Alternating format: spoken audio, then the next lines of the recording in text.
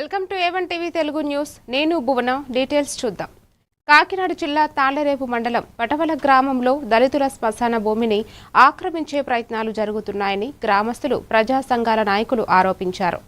5 ఎకరాల శ్మశాన భూమిని రక్షించాలని కోరుతూ తహసీల్దార్ కార్యాలయం వద్ద ధర్నా నిర్వహించి నినాదాలు చేశారు. అలాగే గ్రామ డ్రైనేజీని పూడ్చివేసిన వారిపై చర్యలు తీసుకోవాలని తహసీల్దార్ వీరభద్రరావుకు వినతి పత్రం అందజేశారు. ఈ కార్యక్రమంలో సిపిఎం నాయకుడు ఈశ్వరరావు, ఎస్సీపేట గ్రామ పెద్దలు పోతుల అప్పారావు, సత్యనారాయణ, రమణమ్మ తదితరులు పాల్గొన్నారు. శ్మశానం ఆక్రమణకు గురైందని దాన్ని సర్వే చేయించాలని, అదేవిధంగా వాళ్ళ గ్రామాన్ని ఆనుకున్నటువంటి డ్రైనేజీని అనాధికారికంగా మూసివేసినటువంటి వ్యక్తులపై చర్యలు తీసుకోవాలని ధర్నా చేసి గౌరవ తహసీల్దార్ గారికి వినతి పత్రం ఇవ్వడం జరుగుతుంది.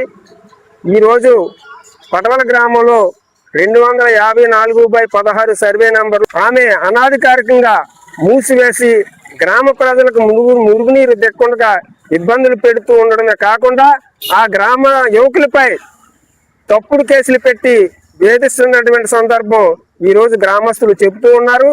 కాబట్టి తహసీల్దార్ గారు వెంటనే స్పందించి ఆ యొక్క సర్వేను పూర్తి చేయించి వాళ్ళ స్థలాన్ని అప్పగించాలని, ఈ 2 విషయాల్లోనూ కూడా ఆ సాధనాలు రాని అని ఆవిడ ప్రవర్తిస్తున్నటువంటి తీరుపై విచారణ చేసి ఖచ్చితంగా ఆవిడ మీద చర్యలు తీసుకోవాలని చెప్పేసి గ్రామ ప్రజలు అందరూ కూడా విజ్ఞప్తి చేస్తూ ఉన్నారు.